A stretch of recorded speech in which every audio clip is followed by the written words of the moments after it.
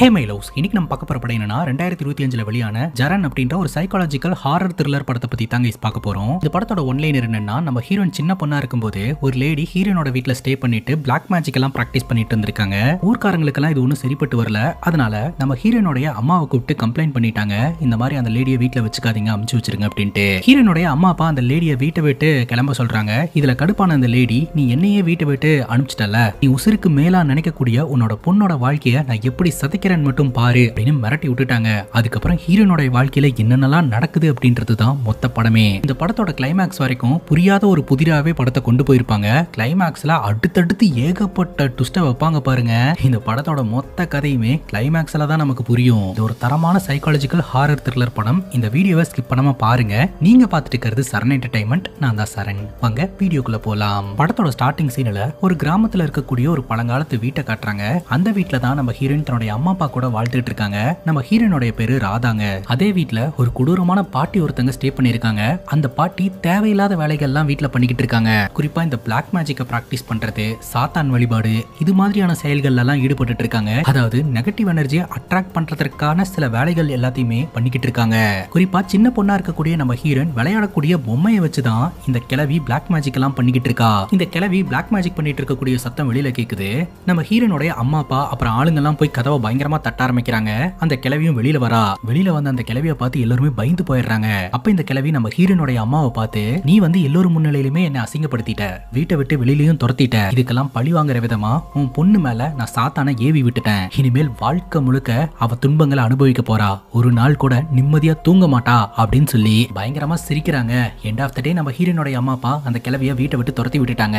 அங்க கட் பண்ணா இப்ப பிரசன்ட் சிச்சுவேஷன். நம்ம ஹீரோயின் இப்ப சிட்டில வாழ்ந்துட்டு இருக்காங்க. ஹீரோனுக்கு திருமணமாகி ஸ்கூலுக்கு போற வயசுல ஒரு பெண் குழந்தை இருக்கு. அந்த குழந்தையோட பேரு செய்யி. தன்னோட பொண்ணை ஸ்கூலுக்கு அனுப்பி வைக்கிறதுக்காக பேக் எல்லாம் பேக் பண்ணிட்டு இருக்காங்க. ஸ்கூல் வேனும் வந்து நிக்குதுங்க. அந்த பொண்ணு வேன்ல ஏறதுக்கு முன்னாடி தன்னுடைய அம்மாவை பார்த்து டாடா காமிக்கிறா. நம்ம ஹீரோனும் டாடா காமிச்சு வழி அனுப்பி வைக்கிறாங்க. அந்த வழியா சைக்கிள்ல ஒரு நபர் வராரு. நம்ம ஹீரோயினை மர்மமான ஒரு பார்வையில பாக்குறாரு. நம்ம ஹீரோயின் அவருக்கும் டாடா காமிக்க அந்த நபர் எந்த ரியாக்டுமே பண்ணாம அந்த இடத்துல இருந்து கிளம்பிடுறாருங்க. அதுக்கப்புறம் நம்ம ஹீரோயின் வீட்டுக்குள்ள நுழைறாங்க. வீட்டுல இருக்கக்கூடிய போட்டோ ஃப்ரேம்ஸ் எல்லாத்தையும் நம்ம கிட்ட காட்டுறாங்க. நம்ம ஹீரோயின், அவங்களுடைய கணவர் சேகர், அப்புறம் அவங்களுடைய குழந்தை செய்யி, இவங்க 3 பேரும் ஹாப்பியா எடுத்துக்கிட்ட போட்டோஸ் எல்லாம் அங்க மாட்டி வைக்கப்பட்டிருக்கு. நம்ம ஹீரோனுக்கு சைக்காலஜிக்கலா ஏதோ ஒரு ப்ராப்ளம் இருக்கும் போல. இப்போ ஒரு சைக்காட்ரிஸ்ட் கிட்ட கவுன்சிலிங் எடுக்கிறதுக்காக வந்திருக்காங்க. படத்தோட ஸ்டார்டிங் சீன்ல ஒரு வீட்டை பார்த்தோம் இல்லையா, அந்த வீட்டுல தான் நம்ம ஹீரோனுடைய அம்மா அப்பா வாழ்ந்துகிட்டு இருக்காங்க.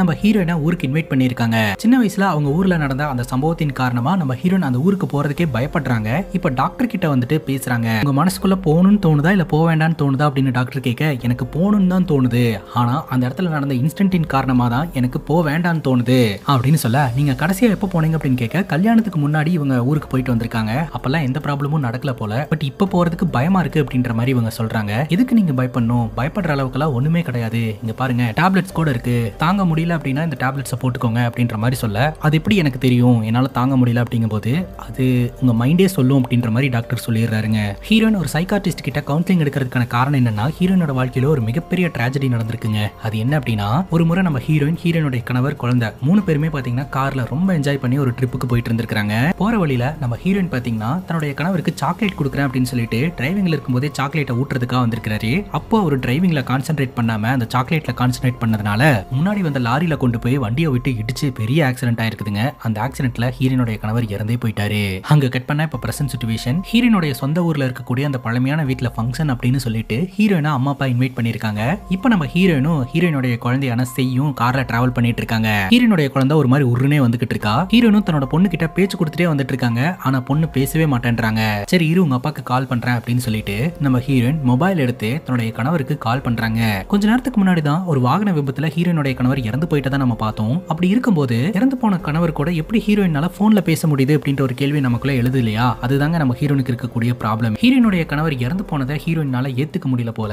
இன்னுமே பாத்தீங்கன்னா நம்ம ஹீரோனோட கணவர் உயிரோட தான் இருக்கிறாரு, அவர் ஊருக்கு வரலன்னு சொல்லிட்டாரு, ஆபீஸ்ல இருக்கிறாரு அப்படின்ற பாணியில தன்னோட கணவர் கிட்ட போன்ல பேசிக்கிட்டு இருக்காங்க. ஹீரோனோட குழந்தைக்கு இதெல்லாம் தெரியுது போல, அப்பா உயிரோட இல்ல, ஆனா அம்மா வந்து அப்பா உயிரோட இருக்கிறதா நினைச்சு பேசிக்கிட்டு இருக்காங்க அப்படின்ட்டு. ஹீரோனுடைய அம்மா அப்பா எதுக்காக ஊருக்கு இன்வைட் பண்ணிருக்காங்க அப்படின்ற விஷயத்த நம்ம கிட்ட ஷேர் பண்ண ஆரம்பிக்கிறாங்க.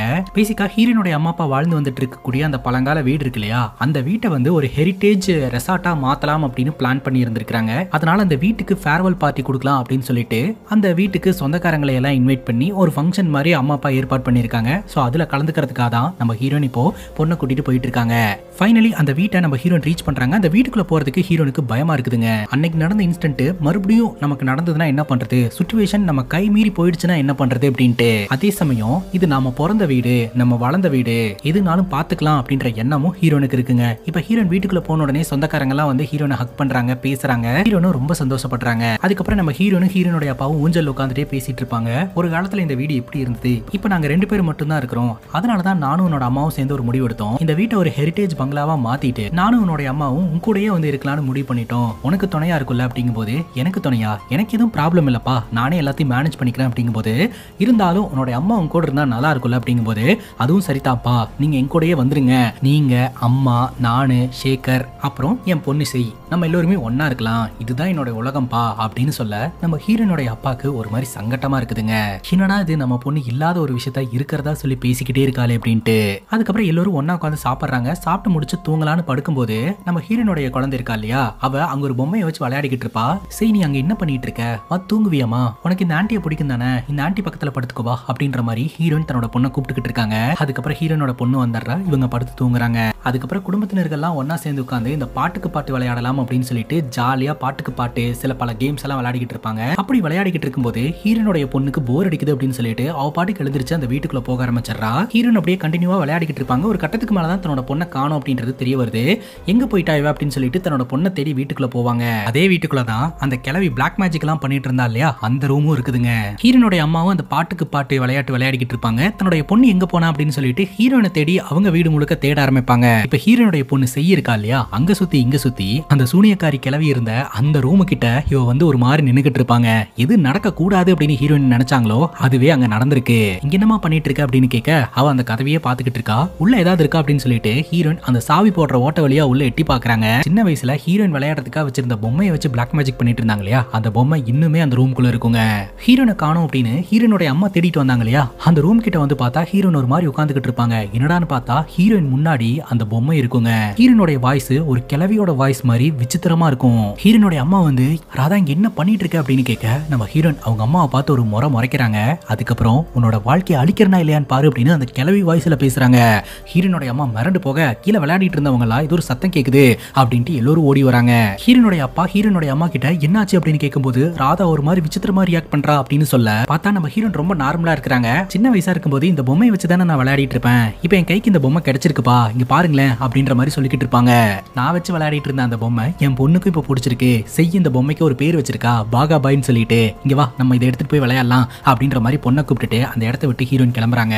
இது எல்லாத்தையுமே அங்க இருக்கிறவங்க விசித்திரமா பாத்துக்கிட்டு இருக்காங்க. ஹீரோனுடைய நடவடிக்கைகள் எல்லாம் மாற்றம் ஏற்பட்டிருக்கு அப்படின்ட்டு நம்ம ஹீரோனுடைய அம்மா ஒரு ஆண்டியை வீட்டுக்கு வர சொல்றாங்க. ஜெனரலா ஊருக்குள்ள திருஷ்டி எடுக்கிறதுக்குன்னு ஆளுங்க இருப்பாங்க இல்லையா, அந்த வகையில இந்த ஆண்டியை கூப்பிட்டு என் பொண்ணோட நடவடிக்கைகள் எல்லாம் மாற்றம் ஏற்பட்டிருக்கு, நீங்க தான் என் பொண்ணுக்கு திருஷ்டி சுட்டி போடணும் அப்படின்ற மாதிரி சொல்ல அந்த நேரம் பார்த்து நம்ம ஹீரோன் அந்த இடத்துக்கு வந்துடுறாங்க. இந்த ஆண்டியை பாத்துறாங்க, அப்படியே பாத்துக்கிட்டே இருக்காங்க. பட்டுன்னு போய் ஜாலியா பேச ஆரம்பிச்சிடறாங்க. சின்ன வயசுல நம்ம ஹீரோன் இந்த ஆண்டியோட டைம் ஸ்பெண்ட் பண்ண ஞாபகம் எல்லாம் இருக்கு போல, சோ அதை வச்சு பேச ஆரம்பிச்சிடறாங்க. அதுக்கப்புறம் இந்த ஆண்டி பாத்தீங்கன்னா டிஸ்டி சுத்தி போட ஆரம்பிக்கிறாங்க. அப்ப அந்த இடத்துக்கு பொம்மையை வச்சுட்டு ஹீரோனுடைய பொண்ணு வருவா, இங்க வா நான் சொல்லியிருக்கேன்ல ராவத் ஆண்டி அப்படின்னு சொல்லிட்டு இவங்க சுத்தி போட்டு நம்ம மேல இருக்கக்கூடிய ஈவில் ஐ எல்லாத்தையுமே எடுத்துருவாங்க, நீ வா உன் மேலேயும் ஏதாவது ஈவில் ஐ இருந்ததுன்னா எடுத்துருவாங்க அப்படின்ற மாதிரி சொல்ல ஹீரோனுடைய பொண்ணு வரமாட்டேன் அப்படின்னு சொல்லுவா. சரி ஓகே, இந்த ஆண்டியை பார்த்து உனக்கு பயமா இருக்கா, நீ உட்காரு நான் உனக்கு டிஸ்டி சுத்தி போடுறேன் அப்படின்னு சொல்லி ஹீரோனுடைய பொண்ணை சேர்ல உட்கார வச்சு நம்ம ஹீரோன் டிஸ்டி சுத்தி போடுவாங்க. அப்பவே தன்னுடைய பொண்ணு கிட்ட ஹீரோன் சொல்லுவாங்க, உன்னுடைய அப்பா மட்டும் இந்நேரம் இருந்திருந்தாரு அப்படின்னா நம்ம ஃபேமிலியா டிஸ்டி சுத்தி போட்டிருக்கலாம் இல்லையா அப்படின்னு சொல்ல ஹீரோனுடைய அம்மாக்கு ஒரு மாதிரி கஷ்டமா இருக்குதுங்க. அப்பவே நம்ம ஹீரோயின் வேற மாதிரி பேசுறாங்க, ஹே உனக்கு புது பொம்மை கிடைச்சிருக்கு இல்லையா, இது உங்க அப்பா கிட்ட சொல்லவே இல்ல, நான் உங்க அப்பாக்கு கால் பண்றேன் நம்ம சொல்லலாம் என்ன அப்படின்னு சொல்ல ஹீரோனுடைய அம்மா அதையும் விசித்திரமா பாத்துக்கிட்டு இருக்காங்க. இப்ப நம்ம ஹீரோனுடைய அப்பா அந்த சைக்காட்டிஸ்டுக்கு போனை போட்டு பொண்ணோட நடவடிக்கைகள்ல இந்த மாதிரி மாற்றம் எல்லாம் ஏற்பட்டிருக்கு அப்படின்ற மாதிரி சொல்ல இது ஒன்றும் நமக்கு புதுசு இல்ல, ஆல்ரெடி நமக்கு தெரிஞ்சது தான், அதனால நீங்க ஃப்ரீயா விடுங்க, ஆக்சுவலா இதுதான் கரெக்டான சான்ஸ், அவ இவ்வளவு நாள் தனிமையா இருந்தா இப்ப நீங்க கூட இருக்கீங்க இல்லையா, அப்ப கூட இருக்கும்போது எது நிஜம் அப்படின்றத அவனால கண்டிப்பா புரிஞ்சுக்க முடியும், அவனால ரியாலிட்டியில இருக்க முடியும், ரொம்ப கவலைப்படாதீங்க நான் மெடிசன்ஸும் கொடுத்துருக்கேன், ரொம்ப ஏதாவது எமர்ஜென்சி அப்படின்னா எனக்கு கால் பண்ணுங்க அப்படின்ற மாதிரி இந்த டாக்டர் சொல்றாருங்க. ஹீரோனுடைய அம்மா ரொம்ப கவலைப்படுறாங்க, சரி பாத்துக்கலாம் விடு அப்படின்ற மாதிரி ஹீரோனுடைய அப்பா சொல்றாரு. சரி டாக்டர் கிட்ட நீங்க அந்த பொம்மையை பத்தி சொன்னீங்களா அப்படின்னு கேட்கும்போது எந்த பொம்மை அப்படின்னு கேட்க அதான் அந்த மாயாஜால கிளவியும் வச்சு மந்திரம் பண்ணிக்கிட்டு இருந்தா இருந்தாலே அந்த பொம்மை தான் அப்படிங்கும் போது அந்த பொம்மைனால எந்த ப்ராப்ளமும் கிடையாது, உலகம் எங்கேயோ போயிடுச்சு, ஆனா நீ இன்னும் அதே விஷயத்துல ஸ்டக் ஆயிட்டு இருக்க, நம்ம பொண்ணுக்கு இருக்கிறது சைக்காலஜிக்கல் ப்ராப்ளம், அதை மருத்துவ ரீதியா தான் குணப்படுத்த முடியும் அப்படின்னு ஹீரோனுடைய அப்பா சொல்றாருங்க. ஆனா ஹீரோனுடைய அம்மா இதுக்கு பின்னாடி ஏதோ ஒரு அமானுஷம் இருக்கிறதா நினைக்கிறாங்க. ஹீரோனுடைய அம்மா வீட்டுக்கு ஒரு சாமியாரை வர சொல்லி அந்த சாமியார் கிட்ட ஒரு ரிச்சுவல் பண்ணணும் அப்படின்ற மாதிரி சொல்றாங்க. அதாவது பாசிட்டிவ் எனர்ஜி அட்ராக்ட் பண்ற மாதிரியான ஒரு ரிச்சுவல். ஃபர்ஸ்ட் வீட்டை பியூரிஃபை பண்ணிடலாம் அப்படின்னு சொல்லிட்டு மந்திரம் எல்லாம் சொல்லிட்டு அப்படியே அந்த தீர்த்தத்தை தூவி விட்டுட்டு வந்துகிட்டு இருக்காருங்க. கரெக்டா அந்த ரூம் கிட்டே இவங்க 2 பேரும் போறாங்க.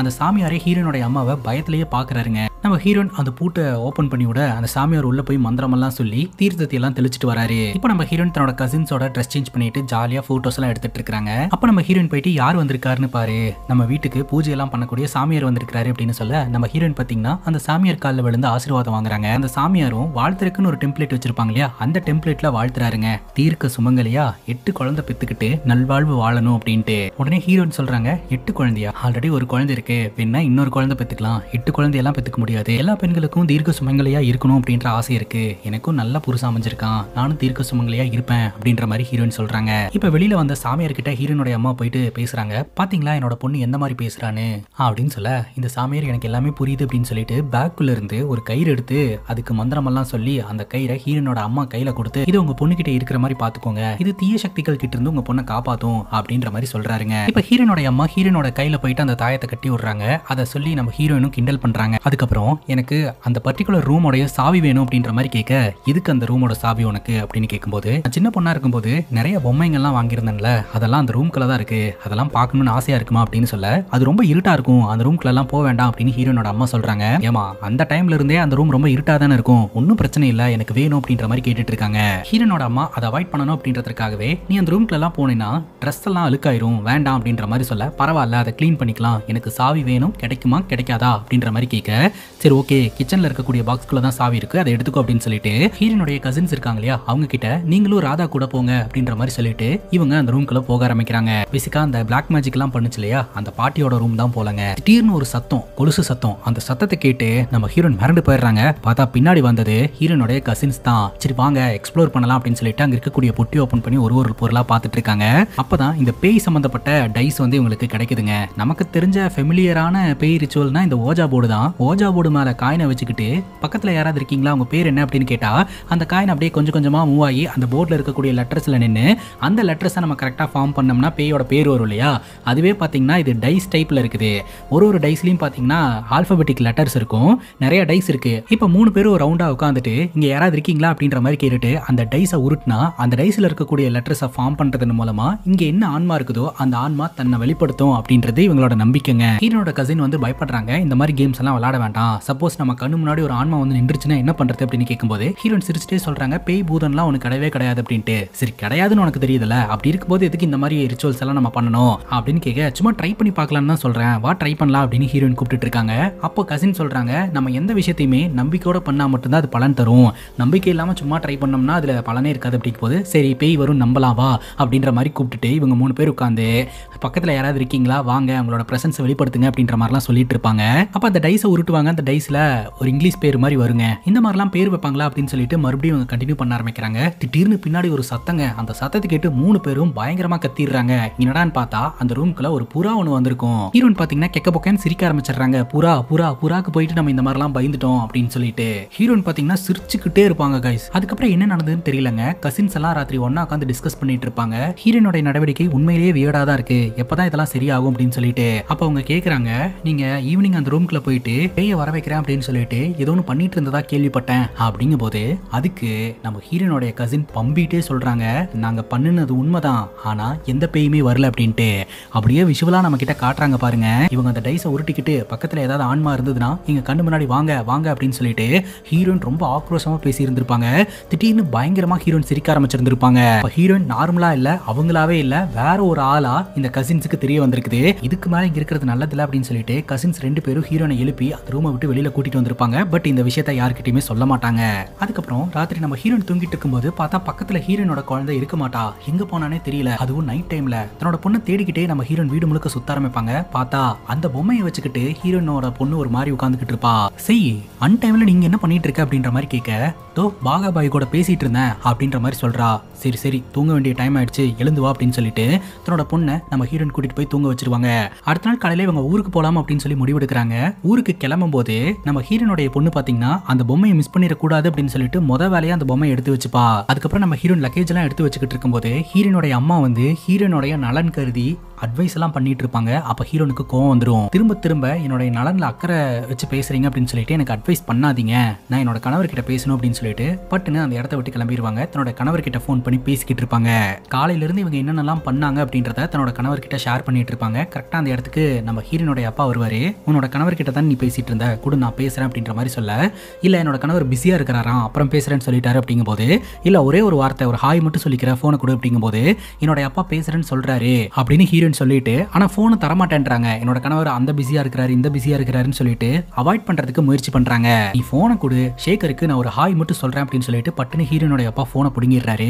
அப்பதாங்க தெரிய வருது அந்த போன் உடஞ்சு போன நிலைமையில இருக்கு. ஆக்சுவலா ஆனே ஆகாத மொபைல் போன், அது இல்லாத ஒரு விஷயத்தை இருக்கிறதா நினைச்சிட்டு நம்ம ஹீரோயின் போன்ல பேசிட்டு இருக்காங்க அப்படின்றத ஹீரோனுடைய அப்பா அப்போ எவிடன்ஸோட புரிய வைக்கிறாரு. ஆனா ஹீரோயினால அதை ஏத்துக்க முடியல. எனக்கு இப்படி பண்ணாதீங்கப்பா, எனக்கு இப்படி பண்ணாதீங்க அப்படின்னு சொல்லிட்டு ஹீரோயின் அப்படியே அழுவ ஆரம்பிக்கிறாங்க. அதுக்கப்புறம் அங்கேயே உட்காந்து ஓன்ட்டு அழுவ ஆரம்பிக்கிறாங்க. ஸோ ஹீரோனுடைய அம்மா கசின்ஸ் சொந்தக்காரங்கெல்லாம் வந்து ஹீரோனை சமாதானப்படுத்துறாங்க. ஸோ ஹீரோனுக்கு நடந்த ட்ராஜடியை ஹீரோயின் நினைச்சு அழுதுகிட்டு இருக்காங்க. அதுக்கப்புறம் நம்ம ஹீரோயின் சிட்டிக்கு வந்துடுறாங்க. ஹீரோனுடைய பொண்ணு கிட்ட வந்த உடனே டிவி ஆன் பண்ணாத, ட்ரெஸ் சேஞ்ச் பண்ணிட்டு ஃப்ரெஷ் அப் ஆயிட்டு அதுக்கப்புறம் டிவி பாரு அப்படின்ற மாதிரி சொல்லிக்கிட்டு இருப்பாங்க. அதுக்கப்புறம் தன்னோட கணவரோட போட்டோ பார்த்துட்டு ஒரு மாதிரி ஃபீல் பண்ணிக்கிட்டு இருப்பாங்க. இப்போ நம்ம ஹீரோயின் வேற ஒரு சைக்காட்ரிஸ்ட் கிட்ட கவுன்சிலிங் எடுக்கிறதுக்காக வந்திருக்காங்க. தனக்கு நடந்த ட்ராஜடியை பத்தி எல்லாம் வந்து அவங்க கிட்ட சொல்றாங்க. ஆக்சிடென்ட் நடந்து எவ்வளவு நாள் ஆச்சு அப்படின்னு கேட்கும்போது 2 வருஷத்துக்கு முன்னாடி அந்த ஆக்சிடென்ட் நடந்துதான், இன்னும் அந்த சம்பவத்துல இருந்து ஹீரோயின் மீண்டு வராம இருக்கிறதா சொல்றாங்க. பேசிட்டு இருக்கும்போதே நம்ம ஹீரோயின் பாத்தீங்கன்னா டேப்லெட் எடுத்து சாப்பிடுறாங்க. இது என்ன டேப்லெட் அப்படின்னு கேட்கும்போது இது ஸ்ட்ரெஸ் ரிலீஃப் டேப்லெட், டாக்டர் தான் பிரிஸ்கிரைப் பண்ணாரு. இந்த ஆக்சிடென்ட்க்கு அப்புறம் நம்ம ஹீரோயினோட கணவர் உயிரோட இருக்கிறதா இமேஜினேஷன் பண்ண ஆரம்பிச்சிட்டு இருக்காங்க அப்படின்ற விஷயத்தை எல்லாம் சொல்றாங்க. இப்போ நம்ம ஹீரோயினே இப்படி இருக்காங்க அப்படின்னா உங்க பொண்ணுக்கு என்ன வயசாகுது, உங்க கணவர் இறந்துட்டாங்க அப்படின்ற விஷயத்த உங்க பொண்ணு எப்படி ஹேண்டில் பண்றா அப்படின்ற மாதிரி கேட்க, உண்மையை சொல்லணும்னா எனக்கு எதுவுமே தெரியாதுங்க அப்படின்ற மாதிரி ஹீரோயின் சொல்றாங்க. யாருக்கிட்டையுமே அவ பெருசா பேசவே மாட்டா, அவ பாட்டுக்கு இருப்பா அப்படின்ற மாதிரி சொல்றாங்க. ஹீரோனை பத்தின கேள்விகள்லாம் கேட்டு முடிச்ச டாக்டர் பாத்தீங்கன்னா உங்க பிரச்சனை எல்லாம் சால்வ் ஆகணும்னா ஒரே வழி உங்க மனசுல இருக்கிறதெல்லாம் ஓபன் அப் பண்ணி பேசணும், நீங்க பேசுங்க அப்படின்ற மாதிரி சொல்ல ஹீரோயின் சொல்றாங்க, இப்போ நான் அதுக்கு தயாரா வரல அப்படின்னு சொல்ல, ஒன்னும் பிரச்சனை இல்ல நீங்க டைம் எடுத்துக்கோங்க, எப்போ என்கிட்ட எல்லாத்தையும் ஷேர் பண்ணணும்னு தோணுதோ அப்ப என்ன வந்து பாருங்க அப்படின்னு சொல்லிட்டு ஹீரோனை அமுச்சு வச்சிடறாங்க. அதுக்கப்புறம் நம்ம ஹீரோயின் கார்ல வீட்டுக்கு வரும்போது கணவர்கிட்ட ஃபோன் பண்ணி இந்த மாதிரி ரஷ்மி அப்படின்ற ஒரு டாக்டரை மீட் பண்றதுக்காக போனேன், அவங்க கிட்ட பேசினேன், அந்த மாதிரிலாம் ஷேர் பண்ணிக்கிட்டு இருக்காங்க. நம்ம ஹீரோயின் ஒரு ஆப் டெவலப்பரா இருக்கிறாங்க, கோடிங் எல்லாம் பண்ணக்கூடிய வேலைங்க. ஹீரோயின் வீட்டுல இருந்து தான் வேலை பார்த்துட்டு இருக்காங்க. அப்படி வேலை பார்த்துட்டு இருக்கும்போது அவங்களுக்கு பின்னாடி அமானுஷமான சில சத்தங்கள்லாம் கேட்கும். திரும்பி பார்த்தா ஒன்றும் இருக்காது. அதுக்கப்புறம் ராத்திரி தூங்கலாம் அப்படின்னு சொல்லிட்டு அம்மாவும் பொண்ணும் தூங்கிட்டு இருப்பாங்க. ஹீரோயின் அப்படியே யோசனை பண்ணிக்கிட்டே இருப்பாங்க. அப்புறம் பொண்ணுக்கு முத்தம் கொடுத்துட்டு படுத்துருவாங்க. பார்த்தா அங்க இருக்கக்கூடிய சேர்ல அந்த பொம்மை இருக்குங்க. அந்த பொம்மை கிட்ட இருந்து கிளவி மந்திரம் போடுற மாதிரி விசித்திரமான சத்தமெல்லாம் வந்துகிட்டு இருக்கும். அடுத்த நாள் காலையில ஹீரோனுடைய அம்மா கால் பண்றாங்க. ஹீரோயின் கிட்ட பேசுறாங்க. ஆனா ஹீரோயின் அவங்க அம்மாவை பயங்கரமா திட்டுறாங்க. அட்வைஸ் பண்றேன்னு சொல்லிட்டு கால் பண்ணாதீங்க அப்படின்னு சொல்லிட்டு, அப்பா உன்னை நினைச்சு ரொம்ப ஃபீல் பண்றாரு, நீ அப்பா கிட்ட பேசு அப்படின்ற மாதிரி அம்மா சொல்றாங்க. இப்ப வீட்டுக்குள்ள வந்தா வேலைக்காரக்கா வேலை பார்த்துட்டு இருப்பாங்க. அவங்கள பார்த்து விருக்குன்னு பயந்துடுறாங்க. அப்ப வேலைக்காரக்கா சொல்றாங்க, நீங்க என்ன பார்த்து பயப்படுறீங்க, ஆனா எனக்கு இந்த வீட்டுல இருக்கக்கூடிய அந்த பொம்மையை பார்த்து பயமா இருக்கு, அந்த பொம்மை ஏன் வீட்டுல வச்சிட்டு இருக்கீங்க, தூக்கி வீசுங்க அப்படின்ற மாதிரி சொல்ல, அந்த பொம்மை மட்டும் இல்ல அப்படின்னா அவ்வளவுதான் என் பொண்ணு பயங்கர டென்ஷன் ஆயிருவா, அந்த பொம்மை கூட அவ ரொம்ப க்ளோஸ் ஆயிட்டா அப்படின்னு சொல்ல, வேலைக்காரக்கா சொல்றாங்க, அந்த பொம்மையை பாக்குறதுக்கு ஒரு மாதிரி விசித்திரமா இருக்குது, அந்த பொம்மைக்கு பேர் வேற வச்சிருக்கீங்க, எனக்கு அது பொம்மை மாதிரியே தெரியல, உயிரோட இருக்கக்கூடிய ஏதோ ஒரு சாத்தா மாதிரி தெரியுது அப்படின்னு சொல்லிட்டு இருக்காங்க. இதெல்லாம் கேட்ட ஹீரோயின் சிரிக்க ஆரம்பிச்சிடுறாங்க. ஆனா வேலைக்காரக்கா என்ன சொல்றாங்கன்னா, எனக்கு ஷிஃப்ட் டைமிங் மாத்தி கொடுத்துருங்க, நீங்க எப்ப வீட்டுல இருக்கீங்களோ அப்ப நான் வீட்டுல வந்து வேலை பாக்குறேன், என்னால தனியா எல்லாம் இந்த வீட்டுல இருக்க முடியல, எனக்கு பயமா இருக்கு அப்படின்ட்டு. ஹீரோயின் சொல்றாங்க, கொஞ்சம் அட்ஜஸ்ட் பண்ணிக்கோ, அந்த பொம்மையை நான் வெளியேற்றுறதுக்கு பாக்குறேன் அப்படின்ட்டு. இப்போ நம்ம ஹீரோயின் ராத்திரி வீட்டுல உட்காந்து ஒர்க் பண்ணிட்டு இருப்பாங்க. அப்ப திடீர்னு சிரிக்கிற சத்தம் பின்னாடி கேட்டுட்டே இருக்கும். என்னடான்னு சொல்லிட்டு திரும்பி பாப்பாங்க. ரூமுக்கு வெளியில இருந்து அந்த சத்தம் வர மாதிரி இருக்கும். உடனே டோர் ஓபன் பண்ணிட்டு வெளியில வந்து பார்த்தா தான் பொண்ணோட ரூமுக்குள்ள சத்தம் வரும். ஓபன் பண்ணிட்டு பார்த்தா அந்த பொம்மை கிட்ட சிரிச்சு பேசி விளையாடிக்கிட்டு இருப்பாங்க. இவ என்ன பண்ணிட்டு இருக்க நீ அப்படின்னு கேட்கும்போது, அந்த பொம்மைக்கு பேர் வச்சிருந்தாங்களே அந்த பேரை சொல்லி விளையாடிக்கிட்டு இருக்கேன் அப்படின்ற மாதிரி சொல்ல, நீ வா அப்படின்னு சொல்லி நம்ம ஹீரோயின் பொண்ணை கூட்டிட்டு போயிருவாங்க. பயங்கரமா திட்ட ஆரம்பிச்சிருவாங்க. பொம்மைய மனுஷன் மாதிரி ட்ரீட் பண்ணிட்டு இருக்க, அது கூட பேசி விளையாடிட்டு இருக்க, இதெல்லாம் நல்லதுக்கு இல்ல அப்படின்னு சொல்லிட்டு ஹீரோயின் தன்னோட பொண்ணை பயங்கரமா திட்டிட்டு இருக்கிற சத்தம் வீட்டுக்கு வெளியில கேக்குதுங்க. அந்த வழியா நடந்து போறவங்க வரவங்க எல்லாம் நின்னு பார்த்துட்டு போயிட்டு இருப்பாங்க. அதுக்கப்புறம் நம்ம ஹீரோயின் பாத்தீங்கன்னா தன்னோட பொண்ணுக்கு ஊட்டி விடுறாங்க. அந்த பொண்ணு சொல்றா, அம்மா நான் எந்த தப்பும் பண்ணல, இந்த பாகாபாய் தான் என் கூட விளையாண்டாங்க, அதை தொடர்ந்து தான் நான் விளையாண்டேன் அப்படின்னு சொல்ல பாகாபாய் பேச மாட்டாங்க, நீ எதுக்கு இந்த மாதிரிலாம் வளரிட்டு இருக்க அப்படிங்கும் போது, இல்ல அவங்க பேசுவாங்க பாடுவாங்க என் கூட விளையாடவெல்லாம் செய்வாங்க அப்படின்ற மாதிரி அவ சொல்லிக்கிட்டு இருக்கா. இப்போ நம்ம ஹீரோயின் இருக்காங்க இல்லையா, நேரா அந்த சைக்காட்ரிஸ்ட்டை மீட் பண்றதுக்காக போறாங்க. அவங்க மனசுல இருக்கிறதெல்லாம் பேச ஆரம்பிக்கிறாங்க. அப்ப நம்ம ஹீரோனுடைய ரியாக்ஷன்லாம் ரொம்ப வித்தியாசமா இருக்குது. அந்த டாக்டர் என்ன நினைக்கிறாங்கன்னா, ஒருவேளை அந்த மாத்திரை சாப்பிட்டுட்டு இருக்காங்க இல்லையா, அந்த மாத்திரனால ஏதாவது ப்ராப்ளமா இருக்குமோ அப்படின்ட்டு. அதுக்கப்புறம் நம்ம ஹீரோயின் வீட்டுக்கு போறாங்க. வீட்டுக்கு போயிட்டு அவங்க பாட்டுக்கு வேலை செஞ்சுக்கிட்டு இருப்பாங்க. அப்போ மறுபடியும் அமானுஷமான சத்தமெல்லாம் கேட்க ஆரம்பிக்கும். அப்ப விண்டோ கிட்ட நின்று பார்த்துக்கிட்டு இருப்பாங்க. மறுபடியும் பொண்ணோட ரூம்குள்ள இருந்து தான் சத்தம் கேட்கும். அங்க போய் பார்த்தா மறுபடியும் பொண்ணு அந்த பொம்மை கிட்ட பேசிக்கிட்டு இருப்பா. உனக்கு எத்தனை வாட்டி சொல்லியிருக்கேன் இந்த பொம்மை கிட்ட பேசக்கூடாதுன்னு, எதுக்கு இந்த மாதிரிலாம் பண்ணிட்டு இருக்க அப்படின்னு திட்டுவாங்க. அந்த பொம்மையை தூக்கி வீசவும் செஞ்சிருவாங்க. அந்த டைம்ல ஹீரோனோட கையில இருந்து அந்த தாயத்தும் கலண்டு விழுந்துரும். இப்போ பொண்ணு பாத்தீங்கன்னா ஒரு டைரி எடுத்துட்டு வந்திருப்பாங்க.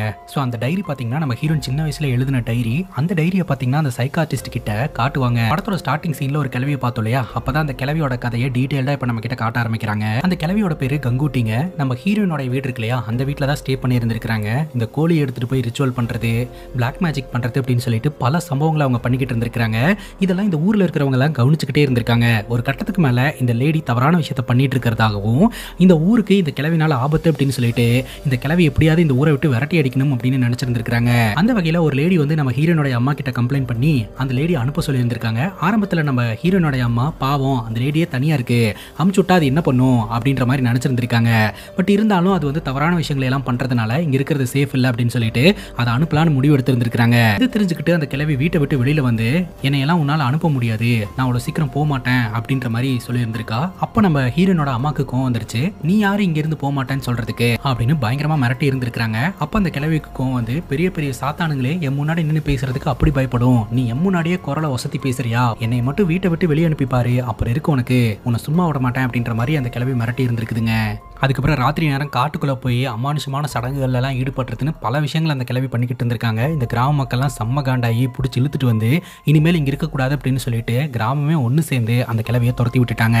ஒரு நாள் இந்த கிளவி யாருக்குமே தெரியாம வீட்டுக்கு வந்திருக்குங்க. அந்த டைம்ல நம்ம ஹீரோயின் மட்டும் வீட்டுல இருந்திருப்பாங்க சின்ன பொண்ணா. அப்போ இந்த கிளவி நம்ம ஹீரோயின் கிட்ட வந்துட்டு, என்னோட பொருள் எல்லாம் வந்து அந்த ரூம்குள்ள இருக்கு, அதை மட்டும் நான் எடுத்துட்டு போயிடுறேன், யாருக்கிட்டையும் சொல்லிடாதீங்க அப்படின்ற மாதிரி சொல்ல இவளும் சரின்னு கேட்டுப்பா. உடனே இந்த கிளவி என்ன பண்ணிருக்குன்னா, அந்த ரூம்குள்ள போய் உட்காந்து ஹீரோனுடைய பொம்மையை வச்சு ரிச்சுவல்ஸ் பண்ண ஆரம்பிச்சிருந்திருக்குது. சாத்தான அந்த பொம்மைக்குள்ள ஏவி விட்டு அந்த பொம்மை மூலமா நம்ம ஹீரோனுடைய வாழ்க்கையை அழிக்கலாம் அப்படின்ட்டு. ஏன்னா அந்த வீட்டுல இருந்து ஹீரோனுடைய அம்மா தானே துரத்தி விட்டாங்க. சோ அதனால ஹீரோனுடைய அம்மாவை பழி வாங்குற விதமா இதை பண்ணலான்னு பண்ணி இருந்திருக்குது. சோ இதைத்தான் படத்தோட ஸ்டார்டிங் சீன்ல பார்த்திருப்போம். ஊரே சேர்ந்து துரத்தி விட்ட லேடி மீண்டும் வீட்டுக்குள்ள வந்து இந்த ரிச்சுவல்ஸ் எல்லாம் பண்ணி இருந்திருக்காங்க அப்படின்ட்டு. இந்த ஒரு இன்சிடென்ட்க்கு அப்புறம் பாத்தீங்கன்னா நம்ம ஹீரோயின் வந்து பயங்கர ஸ்ட்ரக் ஆயிட்டாங்க அவங்களோட வாழ்க்கையில. அடிக்கடி அவங்களுக்கு ஃபீவர் வர ஆரம்பிச்சிருந்திருக்குது. அந்த ஃபீவர் சரியாகிறதுக்கே ரொம்ப டைம் எடுத்திருந்திருக்குது. அதுக்கப்புறம் அந்த கிளவி வந்து செத்துட்டா அப்படின்ற தகவல் கிடைச்சிருக்குதுங்க. ரிவர்ல அந்த கிளவியோட டெட் பாடி மிதந்து வந்திருக்கு. யாரு கொண்டாங்க என்ன ஏதுன்னு எந்த ஒரு தகவலும் தெரியல. அதுக்கப்புறம் தான் ஹீரோனோட வாழ்க்கையும் நார்மல் ஆக ஆரம்பிச்சது அப்படின்ற மாதிரி சொல்றாங்க. இந்த டைரியை நான் வச்சுக்குவா அப்படின்ற மாதிரி இந்த சைக்காட்ரிஸ்ட் கேட்கறாங்க. அதாவது ரெஃபரன்ஸுக்காக சரி வச்சுக்கோங்க அப்படின்னு சொல்லிட்டு ஹீரோன் அந்த இடத்துல இருந்து கிளம்புறாங்க. உங்களோட கான்டாக்ட் நம்பர் எங்கிட்ட இல்லையே, கான்டாக்ட் நம்பர் சொல்லுங்க அப்படிங்கும்போது நானும் உங்ககிட்ட சொல்றதுக்கு மறந்துட்டேன் அப்படின்ட்டு ஃபோன் நம்பர் நல்லா யோசிச்சு அப்புறம் நம்பர் சொல்றாங்க. ஸோ ஹீரோனுடைய ஃபோன் நம்பர் கூட அவங்களுக்கு சரியா ஞாபகம் இல்லை அப்படின்றது தெரிய வருதுங்க. இப்போ நம்ம ஹீரோயின் வீட்டில் உட்காந்துக்கிட்டு இருப்பாங்க. வீட்டை சுற்றி அமானுஷமான சத்தம் கேட்கும். வெளியில யாரோ ஒருத்தங்க நின்றுட்டு இருக்கிற மாதிரி இருக்கும். உடனே அந்த டோரோட அந்த ஹோல் வழியா பார்க்கும்போது வெளியில ஹீரோனோட கணவர் நின்றுக்கிட்டு இருக்கிற மாதிரி இருக்குங்க. ஹீரோன் அதை பார்த்து மிரண்டு போயிடுறாங்க. செத்து போன புருஷன் எப்படி உயிரோட வர முடியும் அப்படின்ட்டு. ஆக்சுவலா பயம் வரும்போதெல்லாம் ஹீரோயின் நார்மலா இருப்பாங்க போல கை, நார்மலா இருக்கும் போதெல்லாம் மென்டல் ஆயிருவாங்க போல கை. அதுக்கப்புறம் மறுபடியும் கதவு கிட்ட போய் பார்ப்பாங்க. அந்த இடத்துல யாரும் இருக்க மாட்டாங்க. அப்பதான் ஹீரோயின் கொஞ்சம் ரிலாக்ஸ்ட் ஆவாங்க. மறுபடியும் கதவு தட்ட சத்தம் கேட்கும். பார்த்தா வெளியில நின்றுட்டு இருக்கக்கூடிய ஹீரோனுடைய கணவர் கதவை தட்டுவாரு. வீட்டுக்கு வெளியில தான் இந்த மாதிரி ஒரு சம்பவம் நடக்குதுன்னா, வீட்டுக்குள்ள நம்ம ஹீரோனுடைய பொண்ணு மறுபடியும் அந்த பொம்மையை எடுத்து வச்சு அந்த பொம்மை கூட பேசிக்கிட்டு இருப்பா. நீ எதுக்கு இந்த மாதிரிலாம் பண்ணிட்டு இருக்க அப்படின்ற மாதிரி சொல்லி பயங்கரமா சத்தம் போடுவாங்க. ஆனா அவ பாட்டுக்கு கேஷுவலா பொம்மையை தூக்கிட்டு கிளம்பிடுவா. இப்போ இந்த சைக்கார்டிஸ்டும் நம்ம ஹீரோயின் எழுதின அந்த டைரியை பார்த்துட்டு இந்த டைரியில நிறைய பிரச்சனை இருக்கிற மாதிரி இருக்குது அப்படின்னு சொல்லிட்டு உடனடியா ஹீரோனை பாக்குறதுக்காக வீட்டுக்கு வருவாங்க. அவங்களும் வீட்டுக்கு வெளியில தான் நின்றுட்டு இருப்பாங்க. இந்த ஒரு சூழ்நிலையில நம்ம ஹீரோயின் பாத்தீங்கன்னா தன்னோட பொண்ணை பார்த்தா அந்த பொண்ணோட கையை பிடிச்சிட்டு ஒரு பாட்டி டான்ஸ் ஆடிட்டு இருப்பாங்க. அந்த பாட்டி வேற யாரும் கிடையாது, அந்த அமானுஷ பாட்டி தான். அந்த நேரம் பார்த்து வீட்டுக்குள்ள நம்ம சைக்கார்டிஸ்டும் இந்த ஷேக்கரும் வருவாங்க. அப்ப இந்த அமானுஷ பாட்டி சொல்லும், நான் தான் வந்து ஒரிஜினல், அவங்க உன்னோட இல்லூஷன், அவங்கள கொன்று அப்படின்னு சொல்லிட்டு. ஹீரோயின் அப்படியே யோசனை பண்ணுவாங்க, இந்த பாட்டி ஒரிஜினலா இல்ல இந்த பக்கம் இருக்கக்கூடிய ஷேக்கரும் அந்த சைக்கார்டிஸ்டும் ஒரிஜினலா அப்படின்ட்டு. ஹீரோயினால எதையுமே ஜட்ஜ் பண்ண முடியாம அந்த பாட்டி சொல் பேச்சை கேட்டுட்டு அந்த சைக்கார்டிஸ்ட் ஆர்டிஸ்ட் மற்றும் ஹீரோனோட கணவனான ஷேகரை கொல்றதுக்காக போவாங்க. அங்க பெரிய சண்டையே நடக்குங்க. அதுக்கப்புறம் அந்த இடத்துக்கு ஆரம்பத்துல இருந்து நம்ம ஹீரோனுக்கு ட்ரீட்மெண்ட் கொடுத்துட்டு இருந்த அந்த சைக்கார்டிஸ்ட் வந்துருவாருங்க. வந்த உடனே நம்ம ஹீரோனுக்கு ஒரு இன்ஜெக்ஷனை போட்டு ஹீரோனை சமாதானப்படுத்துறதுக்கு முயற்சி பண்ணுவாங்க. ஏன்னா ஹீரோன் கத்தியெல்லாம் எடுத்துட்டு கொல்றதுக்காக போயிட்டு இருப்பாங்க அந்த பாட்டி சொல்ற பேச்சு கேட்டு. அப்போ நம்ம ஹீரோனோட உடம்புக்குள்ள அந்த இன்ஜெக்ஷன் போகும்போது ஹீரோனோட கண்ணு முன்னாடி உட்காந்து ஆர்டர் போட்டுக்கிட்டு இருந்த அந்த பாட்டி அப்படியே மறைவாங்க. அப்பதான் தெரிய வருது ஹீரோயின் கண்ணு முன்னாடி இருந்த அந்த பாட்டி தான் இல்லூஷன் அப்படின்ட்டு.